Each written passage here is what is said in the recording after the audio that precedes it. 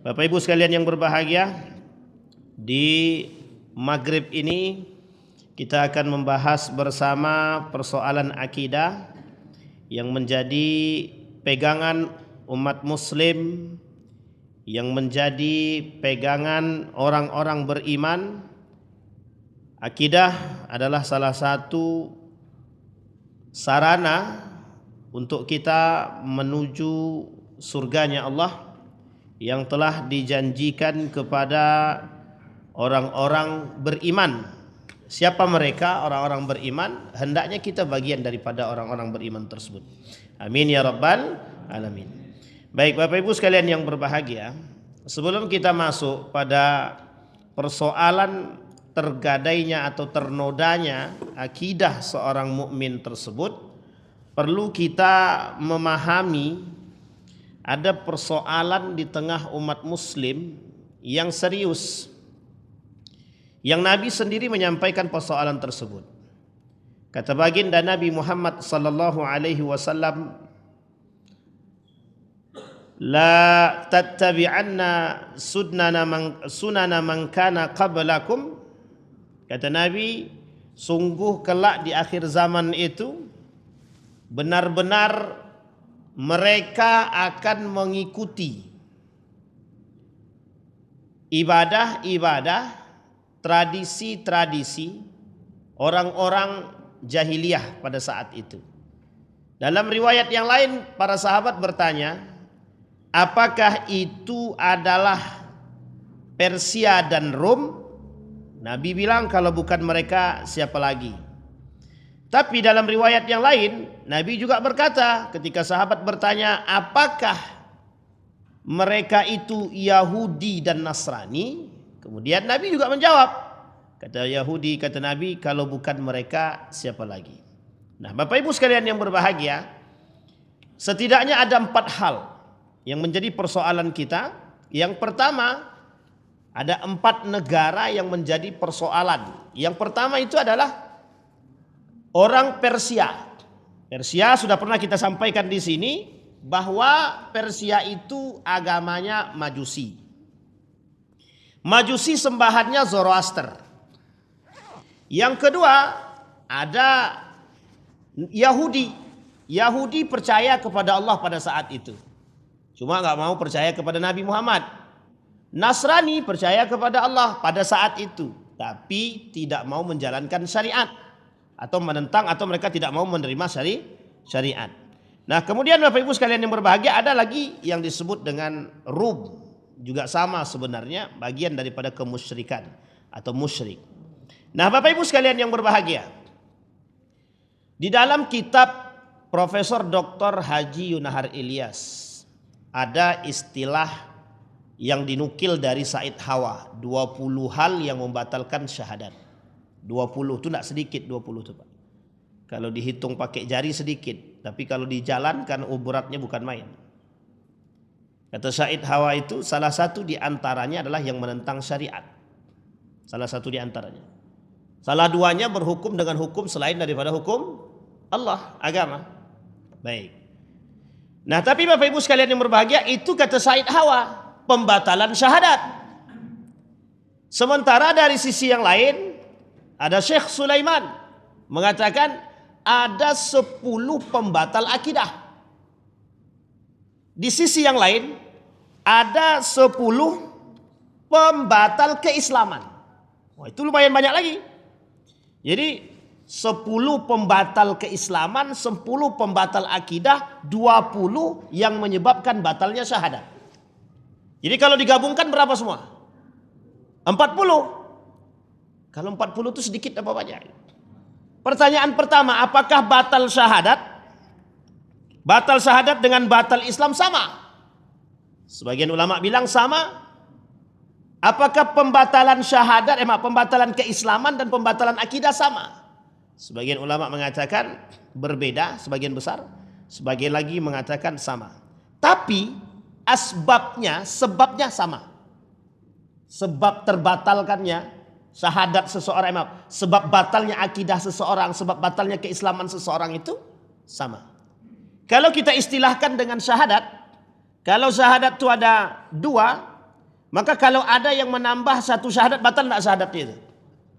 Oh, jangan cepat-cepat batalkan dulu. Syahadat pertama kepada Allah, syahadat kedua kepada Nabi Muhammad, syahadat ketiga kepada Ali bin Abi Thalib misalkan. Kira-kira batal enggak syahadatnya? Syahadatnya enggak batal, tapi alirannya sesat enggak tuh? Sesat. Pertanyaannya rusaknya akidahnya, rusak. Tapi syahadatnya enggak batal itu? Enggak, tapi akidahnya sesat.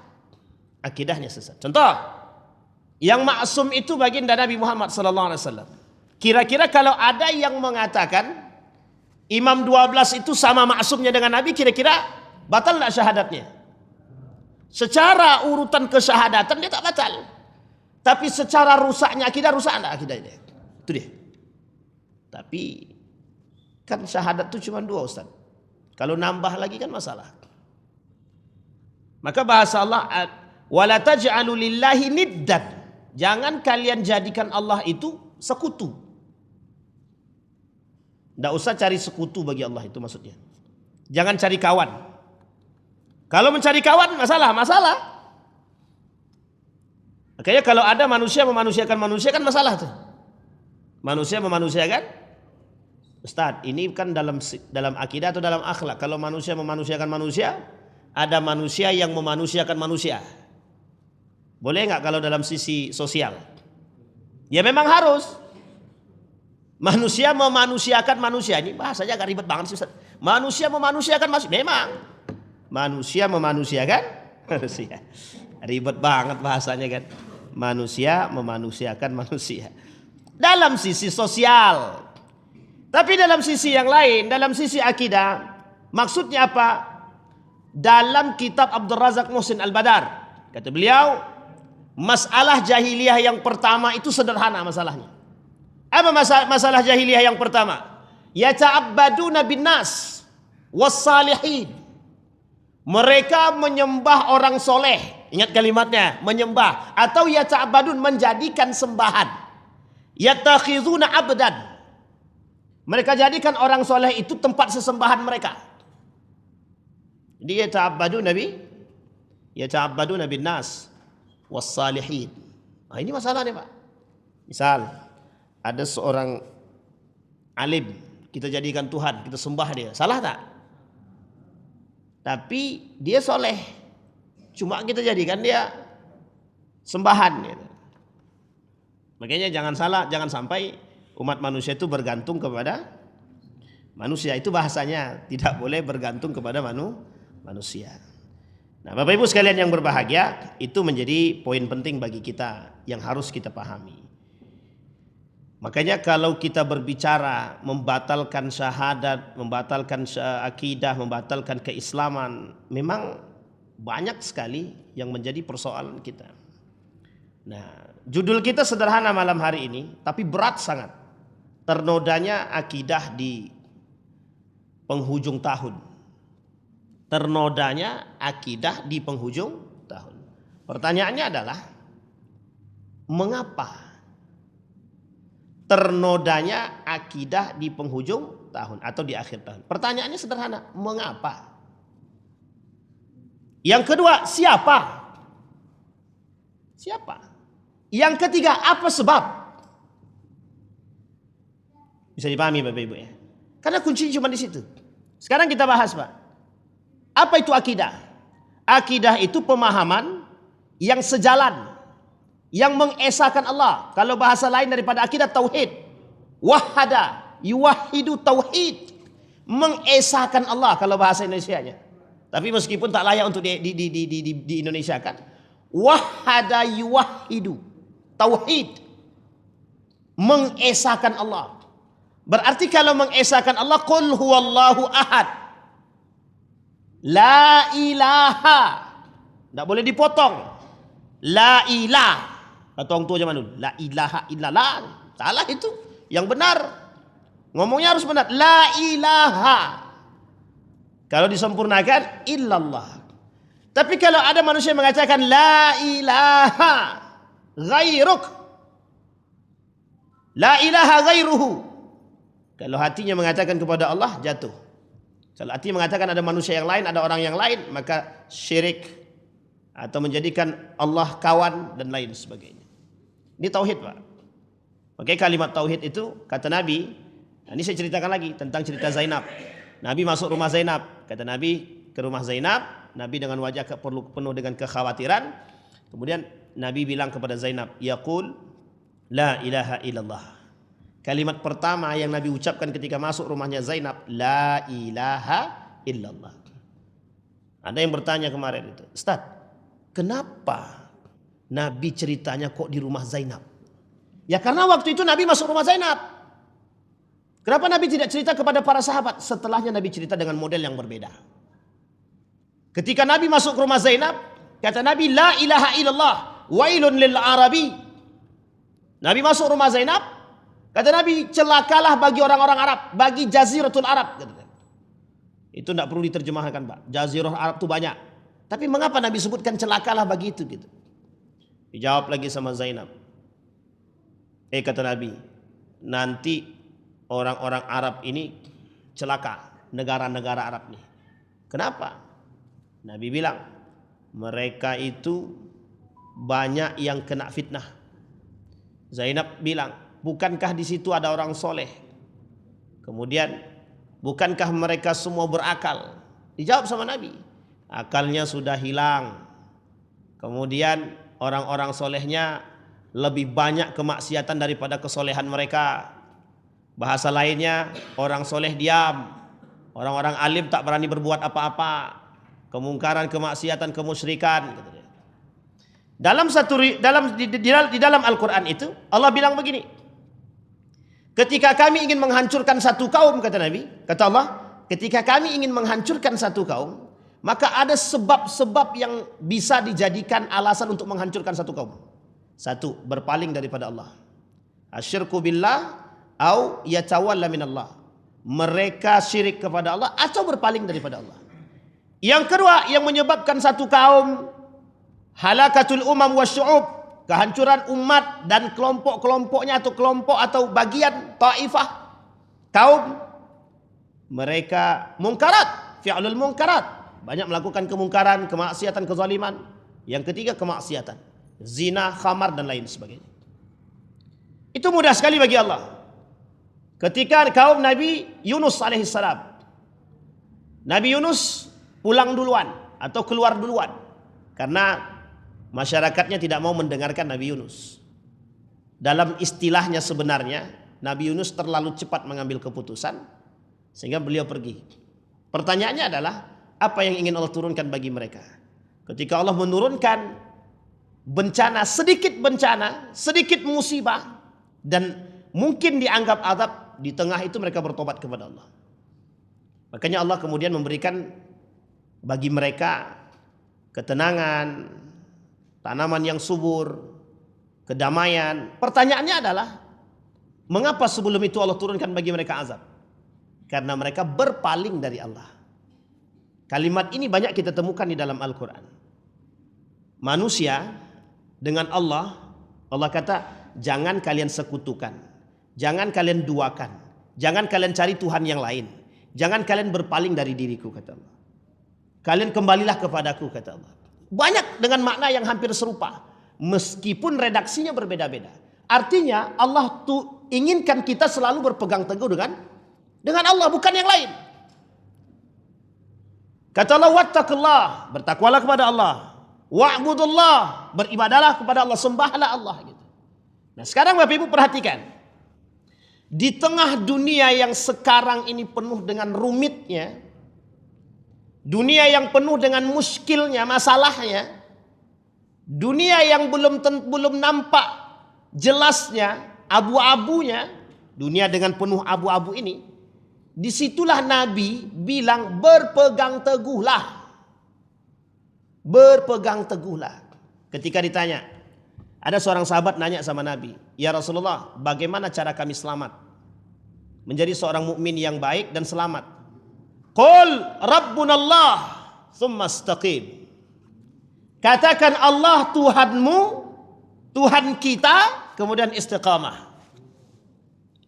Bahasa itu sederhana. Cuma penjabarannya panjang sekali. Dan bahasa itu sederhana, cuma pengaplikasiannya susah sekali. Apalagi manusia dalam keadaan terjepit. Manusia dalam keadaan terjepit ada dua kemungkinan. Kalau terjepitnya sangat terjepit, sudah kalang kabut dia cari tempat lain selain daripada Allah. Tapi kalau masih bisa bernapas dia, sudah hancur baru dia kata, ya Allah, aku bertobat kepadamu, aku kembali padamu. Kata Allah, masih mending engkau datang kepadaku daripada tak sama sekali. Gitu. Sebenarnya kalau mau dijawab, ngapa kau baru datang sekarang? Sudah hancur baru datang. Gitu. Itu kalau Allah mau jawab begitu, Pak. Tapi karena Allah nggak mau begitu, karena Allah itu sangat sayang, rahmatnya lebih tinggi. Inna rahmati awsa' min ghadabi, kata Nabi. Kata Allah itu bahwa rahmatnya aku lebih besar daripada marah murkaku, kata dia. Nah, jadi ketika manusia itu berpaling dari Allah, itu Allah pengenkan tuh kita kembali, Pak, kembali. Cuma kitanya nggak mau. Gitu. Nah sekarang kita perhatikan, akidah itu adalah pegangan bagi seorang yang mukmin. Kalau tak berakidah, tak bertauhid dia, tidak benar dia. Maka kata Ismail Rajhi Al-Faruqi itu, satu hal yang harus, pendidikan yang pertama yang harus ditanam dalam diri seorang anak itu dalam keluarga, pendidikan tauhid, pendidikan qaula la ilaha illallah. Sampai Nabi bilang, man qala la ilaha illallah dakhalal jannah, yang mengatakan la ilaha illallah masuk surga. Ini sebenarnya sederhana nih Pak. Kalau kita mau tekstual dengan ayat ini, dengan hadis ini, itu sederhana. Pokoknya mau sebujat apa dia, asal tak mati kafir dia, kalau dia bilang masih la ilaha illallah masuk surga dia. Cuma ya tanggung-tanggung lah. Kalau mau dicuci dulu ya silahkan gitu. Sedang minum khamar tapi dia setelah minum khamar dia masih bisa la ilaha illallah, kan masih mending tuh, masih bersyukur Pak. Sedang berzina, habis zina besok tapi habis itu dia bilang lagi la ilaha illallah gitu. Makanya Pak, ketika ada seorang pelaku maksiat masih mengucapkan la ilaha illallah, itu masih ada peluang bagi diri dia untuk masih yang kita khawatirkan itu ada seorang alim ulama justru mohon maaf bisa jadi murtad dia. Makanya bahasanya selamat mana? Mantan preman atau mantan ustad? Selamat mana? Jangan salah. Dua-duanya nggak selamat itu kalau dia nggak tobat.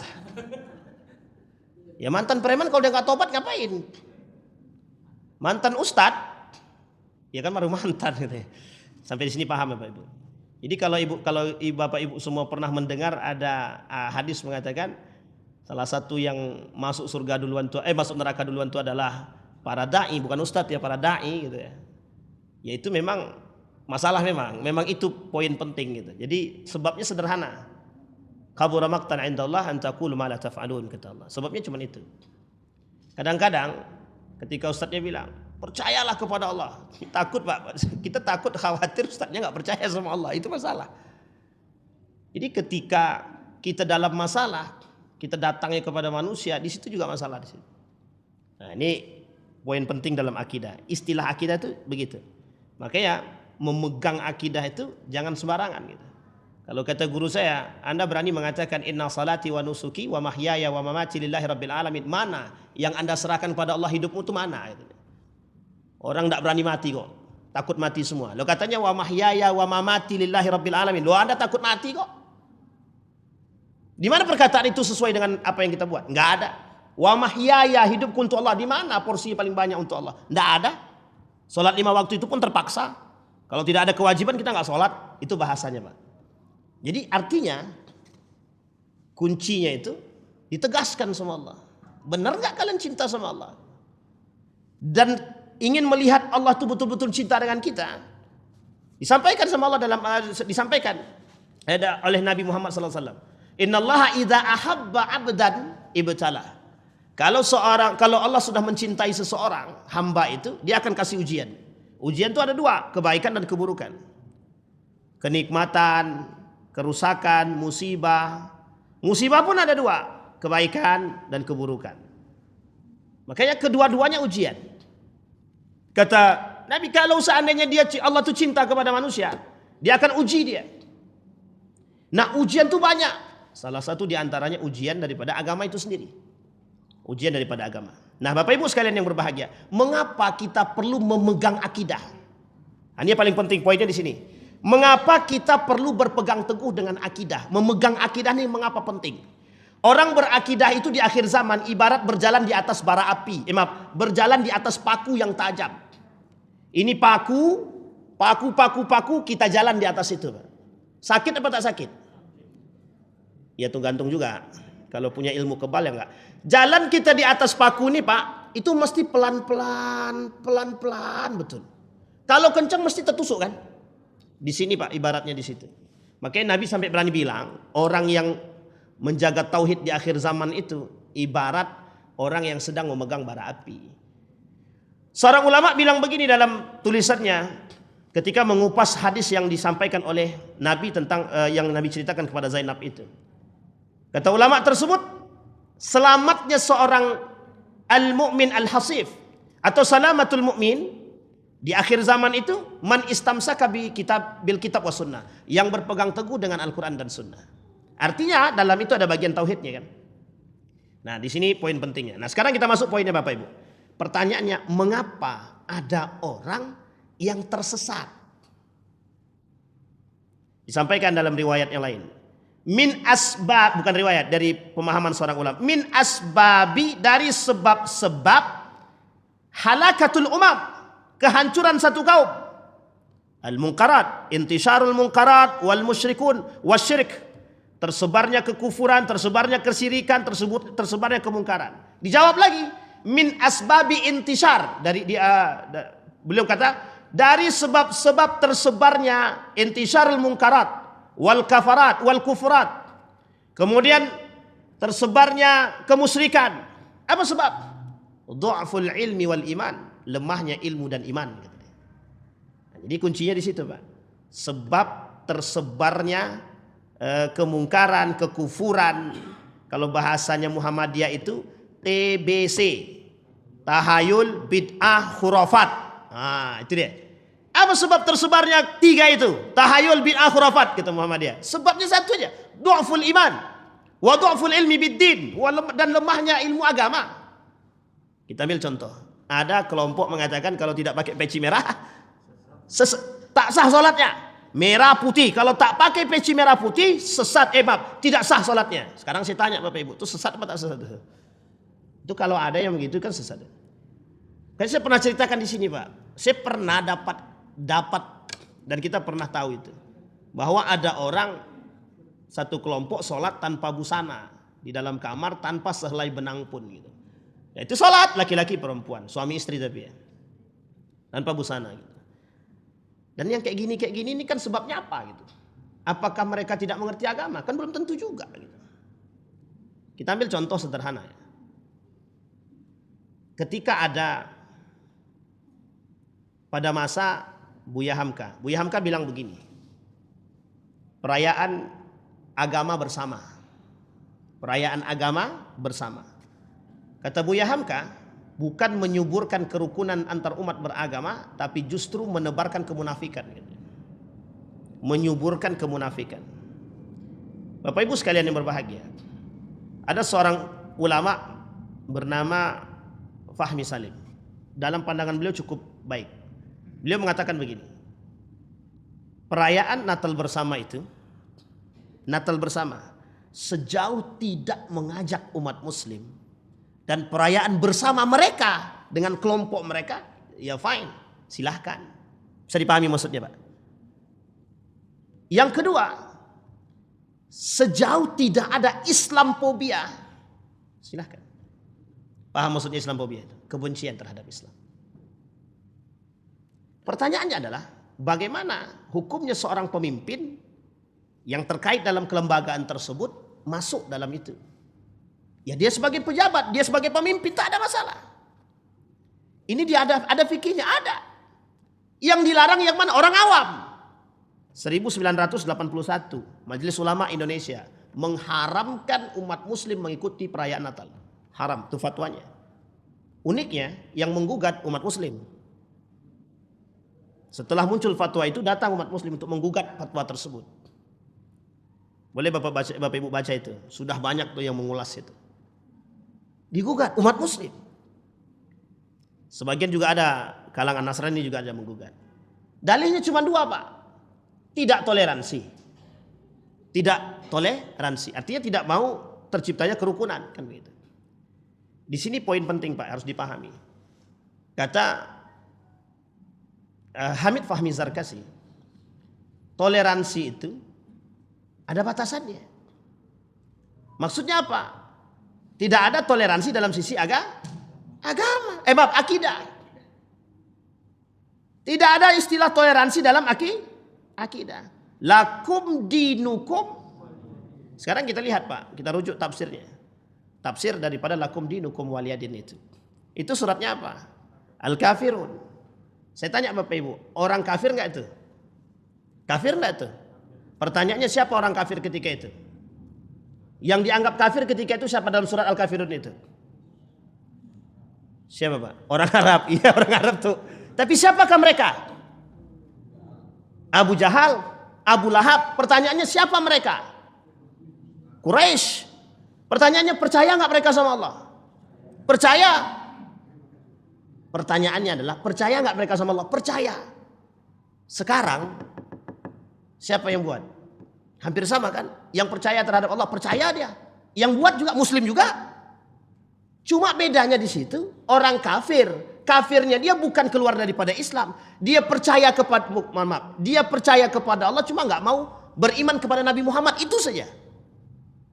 Kalau kafirnya sekarang, mereka tidak beriman kepada Allah dan mereka tidak beriman kepada Nabi Muhammad.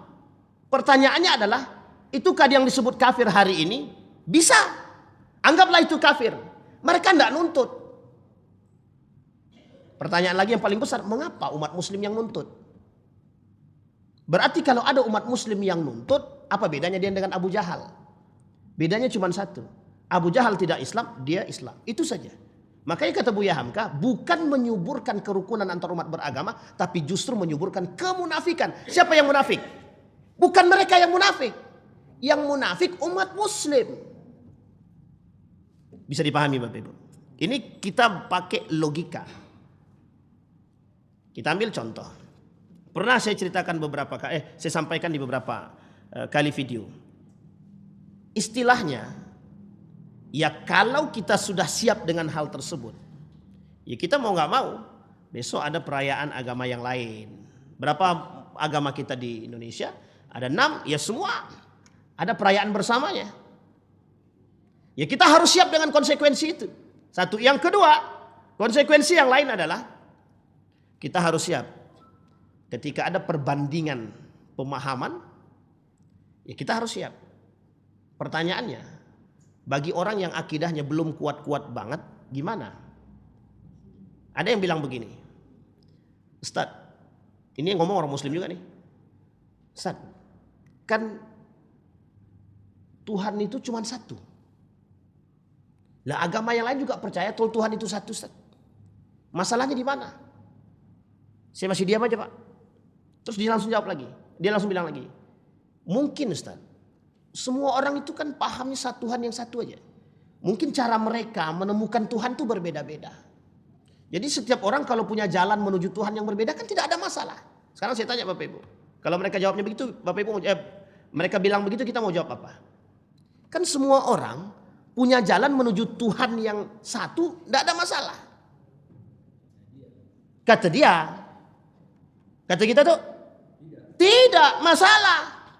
Karena dalam ajaran kita berbeda. Nah sekarang pertanyaannya, kita disuruh memahami dalam satu blok. Barang nih, kita disuruh mengikuti sesuatu yang tidak kita imani. Dan kita suruh mereka mengikuti sesuatu yang mereka tidak imani. Bisa dipahami di sini.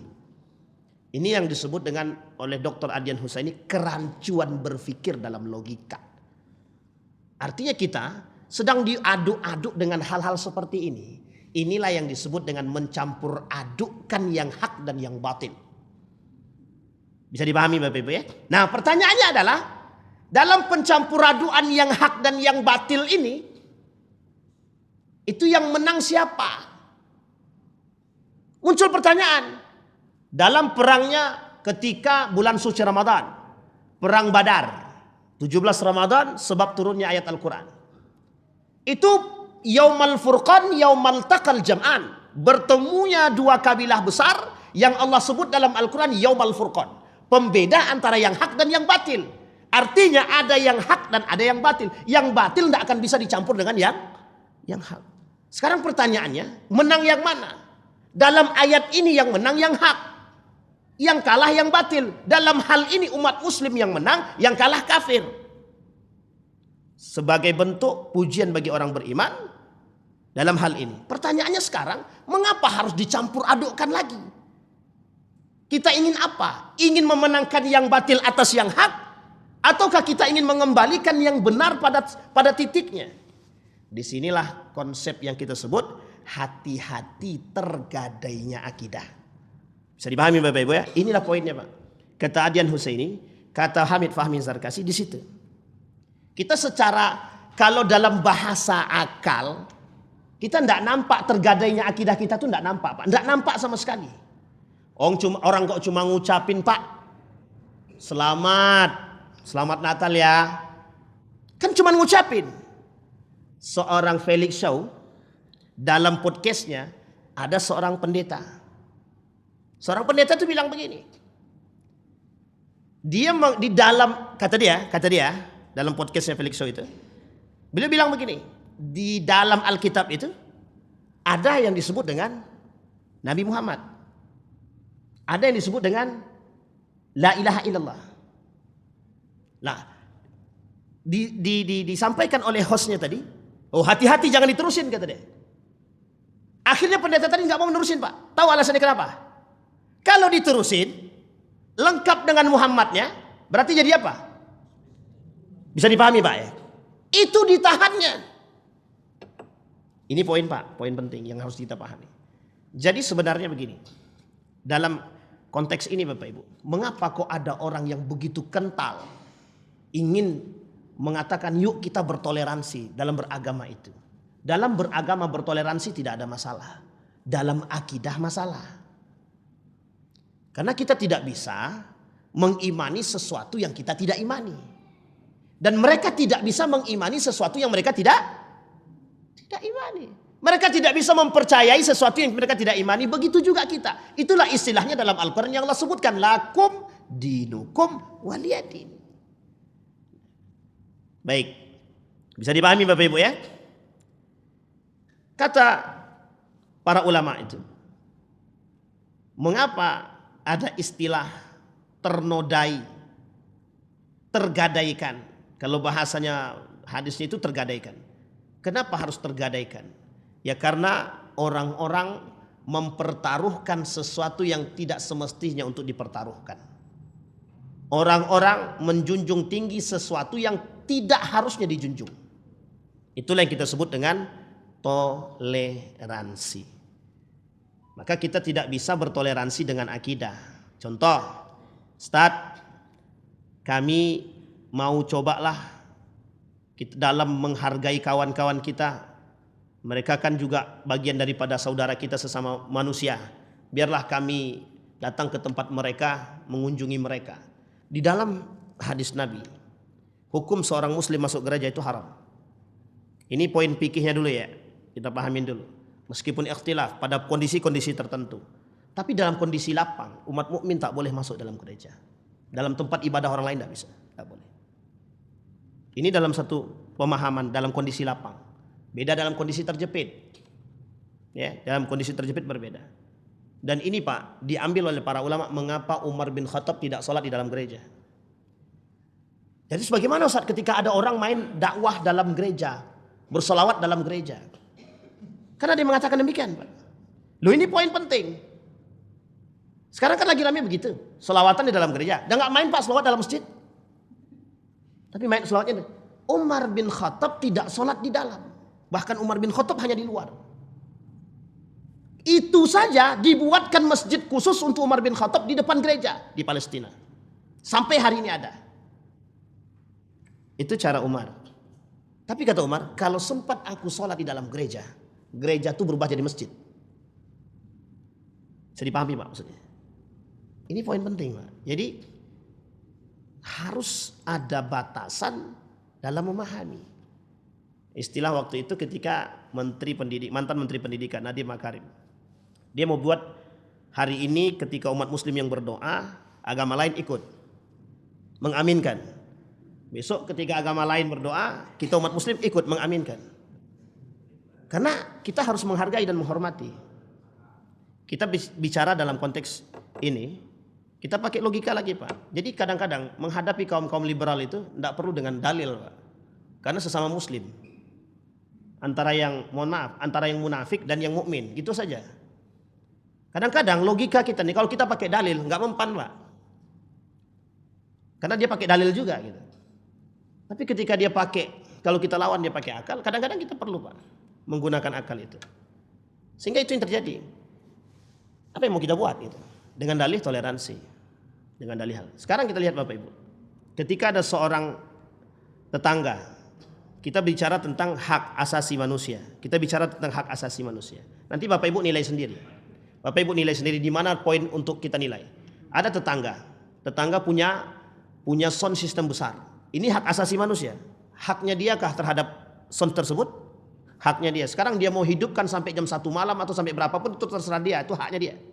Ini poin liberalisme itu di situ. Pertanyaannya adalah ketika ada orang yang tidak senang dengan sound tersebut dan kebetulan tinggalnya berdempetan. Kira-kira apa yang terjadi Pak? Mohon maaf kita pakai logika saja. Apa yang terjadi? Berantem kan? Kalau sudah berantem ngapain tuh? Fasad kan? Kerusakan kan? Di sini logika yang nggak nyambung tuh di situ, yang nggak sampai sama mereka tuh di situ. Itu kan dalam urusan sosial, sama dalam agama begitu. Bagaimana kita bisa mengimani sesuatu yang tidak kita imani? Mohon maaf. Dalam kondisi seperti ini, bagaimana? Siap. Tapi yang sebelahnya, ya kami nggak siap dong, kami nggak percaya.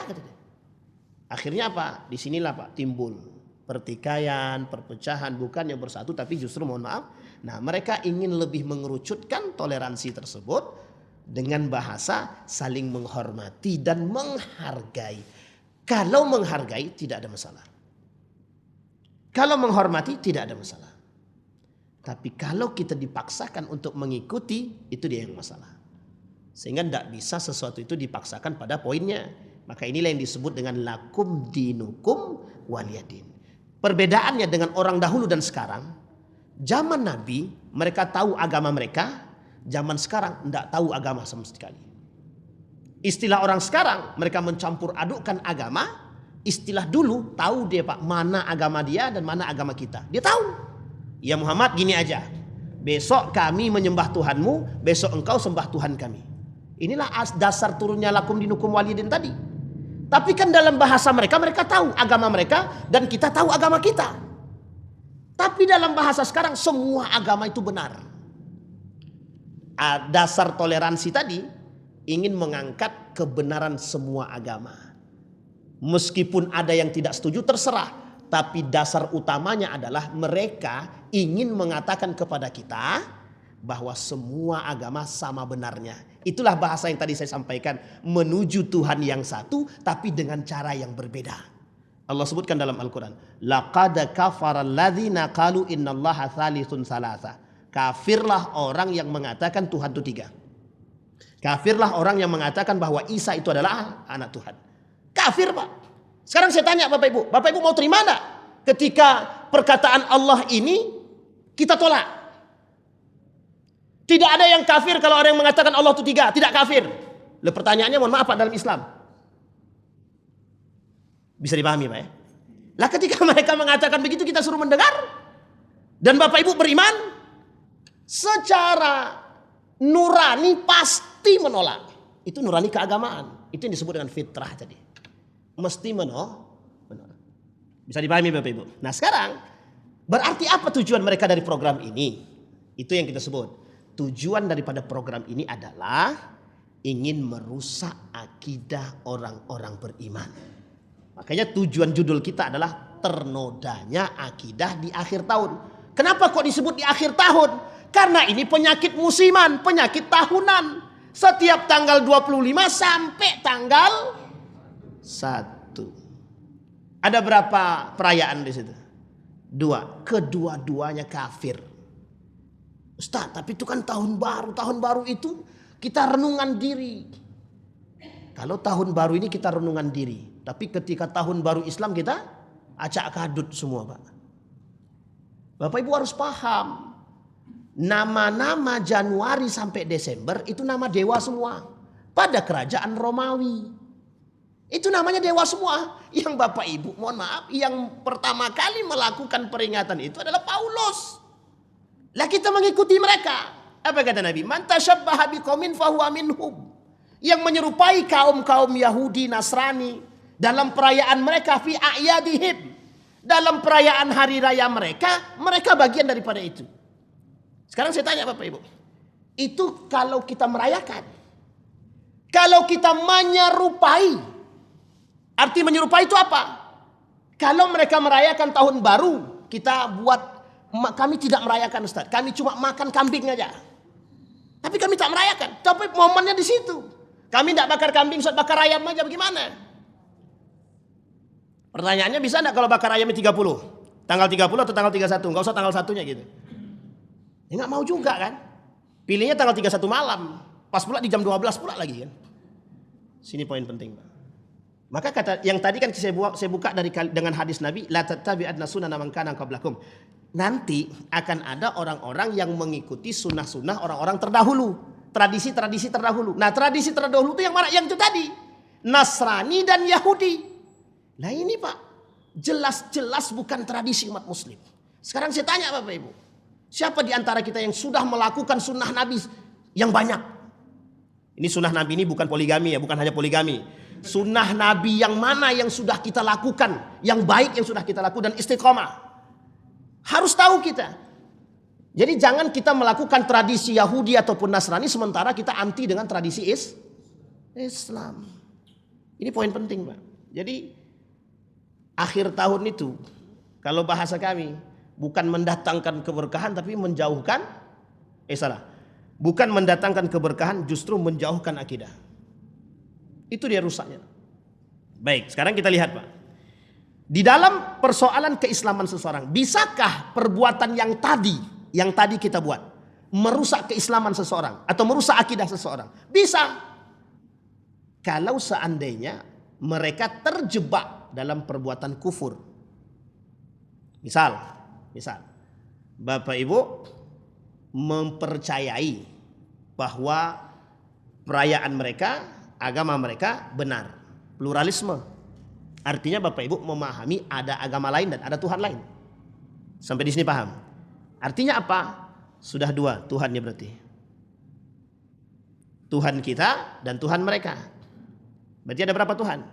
Dua. Bisa dipahami Bapak Ibu ya? Ini poinnya. Disinilah yang kita sebut salah satu yang bisa membatalkan keislaman seseorang, kata para ulama, asyirku billah. Syirik kepada Allah. Syirik itu artinya apa? Ada kawan bagi Allah. Berarti ada dua Tuhan. Sekarang saya tanya Bapak Ibu. Ini pertanyaan sederhana tapi selalu dipertanyakan oleh kaum filsafat. Allah itu kuasa enggak? Kuasa. Bisa enggak Allah menciptakannya sesuatu yang lebih kuasa daripada diri dia? Ini sama rusaknya Pak. Yang bertanya yang rusak itu. Bapak Ibu saya tanya. Allah kuasa enggak? Kuasa. Sekarang mungkin enggak Allah menciptakan sesuatu yang lebih kuasa daripada diri dia? Kalau tak kuasa berarti Allah tidak kuasa. Tapi kalau dia kuasa berarti bukan Allah yang paling kuasa. Sekarang saya tanya Bapak Ibu, terjebak gak kita dalam pertanyaan itu? Sekarang saya tanya pakai logika akal sehat aja.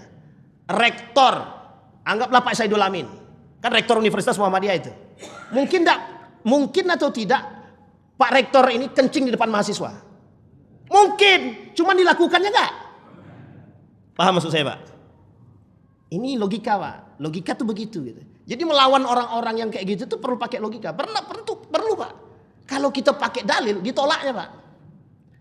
Makanya mereka katakan Nabi Lut itu, persoalan kata mereka begini. Persoalannya sederhana. Makna zauj dalam Al-Quran itu, kata mereka ya, tapi mereka muslim ini. Makna zauj dalam Al-Quran itu tidak mesti laki-laki dengan perempuan. Laki-laki dengan laki-laki juga bagian daripada pasangan. Perempuan dengan perempuan juga bagian daripada pasangan. Pertanyaannya adalah, siapa yang menerjemahkan kalimat itu? Pertanyaannya, ada nggak fitrahnya begitu? Ada nggak ketentuannya begitu? Itu yang kemudian dipertanyakan. Nah ketika kita sodorkan hadis, apa kata dia? Ya itu kan Muhammad kan juga manusia.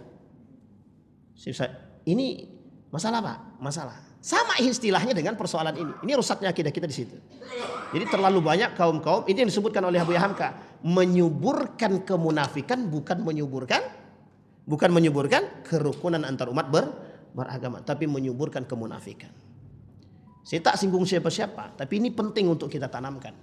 Karena permasalahan kita di situ.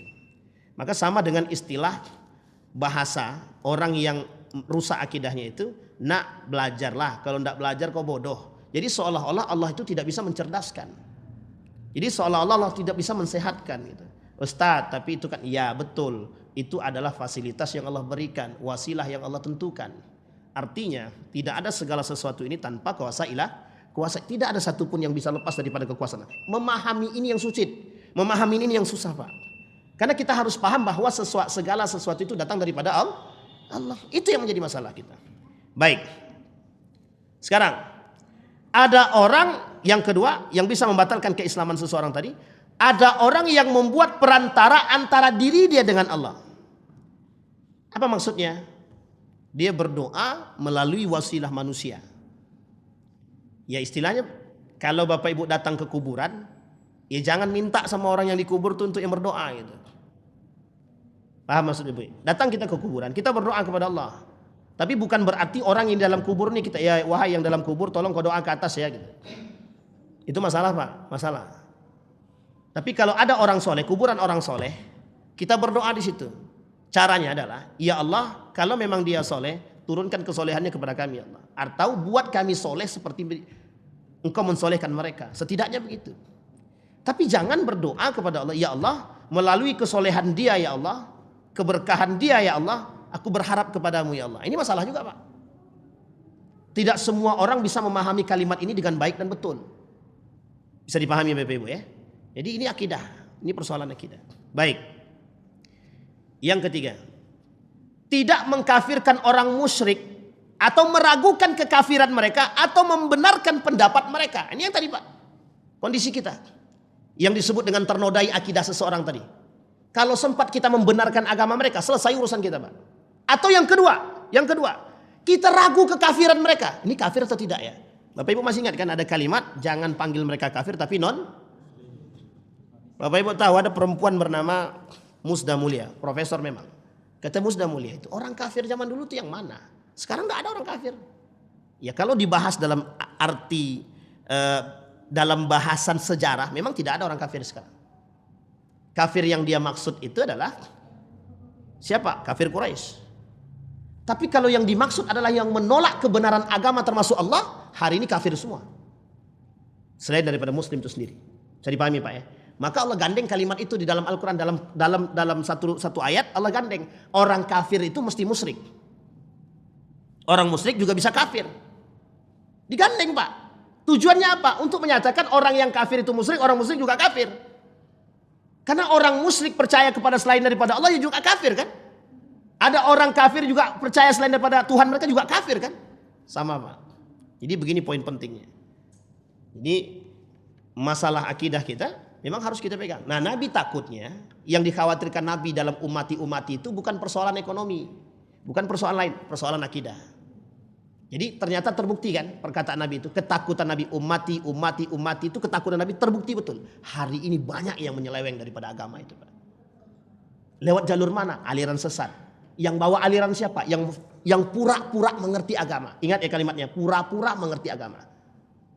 Atau orang yang mengerti agama memperjualbelikan agama demi dunia. Nah sekarang kita lihat kasusnya sama kan? Mengerti agama tapi memperjualbelikan. Masalahnya di situ Pak. Uniknya kita ikuti kan? Kita kan ngikutin. Itu masalahnya Pak. Maka kata baginda Nabi, kata para ulama tadi, man istamsaka bil kitab was sunnah faqad najat. Mereka yang berpegang teguh dengan kitab dan sunnah. Tapi ingat Pak ya, jangan letterlek. Kitab dan sunnah ini perlu penjelasan. Bagaimana umat muslim berpegang teguh dengan Al-Quran dan sunnah. Itu perlu dipahami. Karena kalau kita memahami tekstual mesti sesat. Dal wa adal. Sesat dan menyesatkan. Bisa dipahami Bapak Ibu ya? Baik. Sebelum kita tutup. Kalimat ini Bapak Ibu dipertegas. Innad dina indallahil Islam.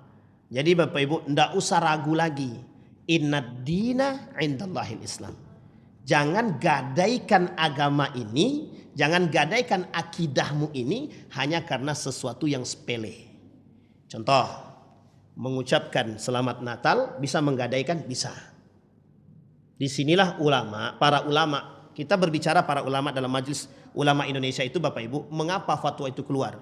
Yang dikhawatirkan oleh para ulama, sudah kita tidak punya iman yang kuat, akidah yang kuat, toh kita disuruh mengucapkan sesuatu yang tidak kita imani, takutnya mereka terseleweng dan mohon maaf, takutnya mereka terserempet.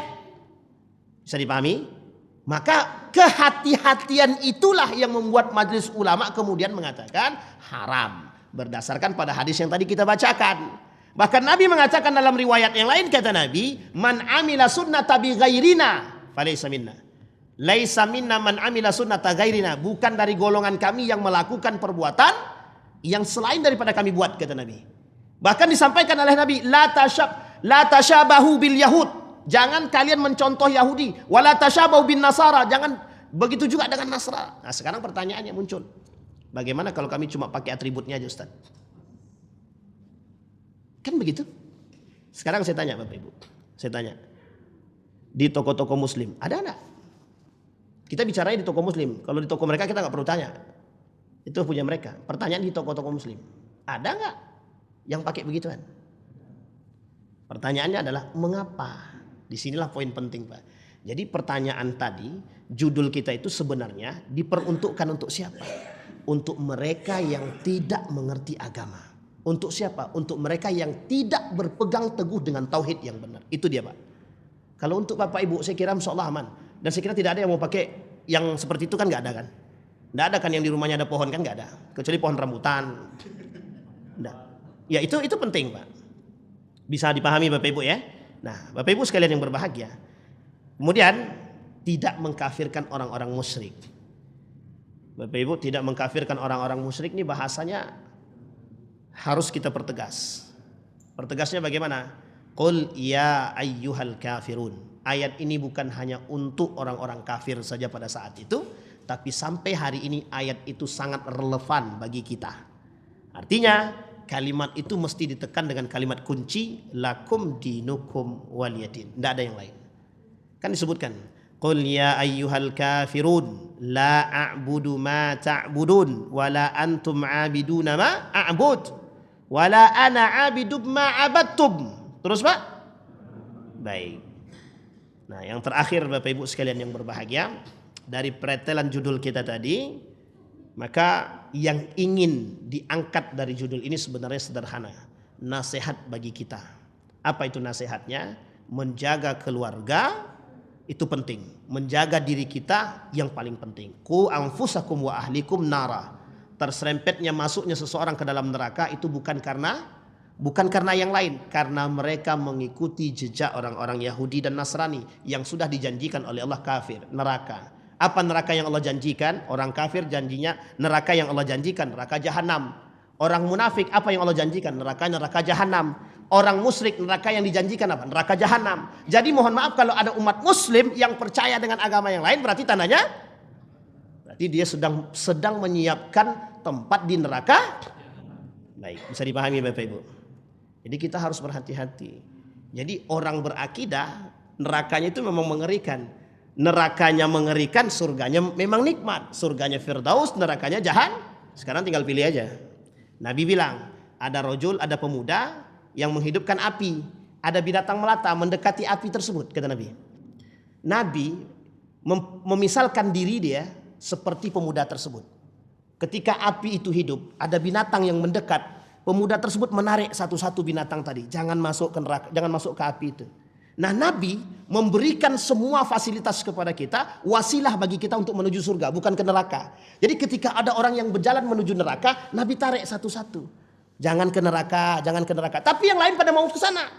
Ditarik lagi sama Nabi, jangan, tapi masih mau masuk juga. Akhirnya apa? Ketika ditarik sama Nabi, mereka cari jalan lain. Artinya mereka cari jalan sedemikian rupa yang penting kami masuk neraka. Itulah istilah orang-orang yang tidak mau berpegang teguh dengan akidah yang baik, tidak berpegang teguh dengan Al-Quran dan Sunnah, dan tidak berpegang teguh pada sunnatu khulafair rasyidin. Sampai di sini bisa dipahami Bapak Ibu? Artinya perayaan Natal dan perayaan Tahun Baru bukan dari tradisi orang-orang Muslim. Ikutilah yang bisa kita ikuti. Ada Maulid Nabi, itu aja yang datang cuma sedikit. Ada Isra wal Mi'raj, pas lagi makan-makannya rame, pas sholatnya cuma satu sop. Kan ya ini PR kita bersama, mengokohkan akidah. Makanya bahasanya Bapak Ibu, kata Nabi, hati-hati. Di akhir zaman itu semua bisa terjadi. Hanya saja yang selamat, kata Nabi, yang berpegang teguh dengan hal tersebut. Nah, bagaimana cara kita menjaganya? Tanamkan akidah dalam rumah. Bagaimana caranya? Orang tua terkhusus yang harus mengerti duluan, baru kemudian mereka menggunakan kekuatan dan kekuasaan untuk menjelaskan kepada mereka dengan kepintaran dan kecerdasan mereka, sehingga bisa menghasilkan generasi-generasi yang baik, insya Allah. Kalau hari ini Bapak Ibu berhasil, insya Allah 10 tahun yang akan datang tidak ada lagi istilah perayaan tahun baru, itu tidak ada. Yang ada tahun baru Islam. Amin ya Rabbal. Bisa ya Bapak Ibu ya? Bisa ditanamkan di rumah. Jangan sampai pula kami tidak, seolah cuma bakar ayam aja. Sama aja Pak Bu. Baik, saya kira itu saja, mudah-mudahan ada manfaat bagi kita semua. Fa'tabiru ya lil absar. Silakan. Boleh tanya Bapak Ibu? Boleh. Kalau menghadiri undangan pesta. Baik. Ini tetangga atau apa? Oh, kawan lah ya. Menghadiri tidak ada masalah Bapak Ibu, itu urusan toleransi. Tapi kalau Bapak ragu dengan makanannya, ya nggak usah makan, datang aja. Jangan sampai nggak datang. Itu urusan sosial itu Pak. Urusan sosial itu wajib. Datanglah. Datang aja. Tapi yang Bapak Ibu tengok ternyata mohon maaf, jualannya bakso. Dan penjualnya mohon maaf kan saudara kita. Ya kalau kita kenal, tahu kita, ya apa salahnya? Contoh Bapak Ibu belanja di tempat orang non muslim, Cina misalkan. Tapi kan yang dijualnya adalah mie rebus, maksudnya itu jualan kelontongnya itu kan di situ ada, tidak langsung dimasak ya, ingat ya, tidak langsung dimasak. Tapi kan mie rebus, mie telur, ada mie gorengnya, ya kan beli itu kan tidak ada masalah kan. Sama istilahnya kan tadi, sesuatu yang kita pahami bersama. Cuma kalau ragu ya tidak usah. Kalau ragu tidak usah. Ya bisa Bapak ya. Tapi kalau datang diundang, ya kalau bisa harus datang. Ini urusan sosial. Urusan sosial ini penting dalam kemanusiaan. Sejauh orang kafir tidak mengkafiri kita, sejauh orang kafir tidak menyakiti kita, tidak menyerang kita, mereka tetap bagian daripada kemanusiaan. Bisa dipahami Bapak Ibu ya? Sejauh orang kafir tidak menyakiti kita, tidak menyerang kita, tidak merusak kita, mereka masuk dalam kategori kafir yang masih dalam kategori zimmi, kafir yang masih bisa diajak kompromi. Tapi kalau kafirnya harbi, dia perang kita, kalau Bapak berkawan, Bapak yang salah, kan begitu. Dia kafir memerang kita, tapi kita kawan dia. Itu masalah tuh Pak. Bisa dipahami Bapak Ibu ya? Contohnya siapa? Sudah jelas Israel Yahudi itu musuh kita, ada orang datang ke sana. Itu masalah itu. Itu masalah loyalitas itu Bapak Ibu. Baik, saya kira itu saja Bapak Ibu, mudah-mudahan ada manfaat. Fa'tabiru ya ulil absar la'allakum tuflihun. Assalamualaikum warahmatullahi wabarakatuh.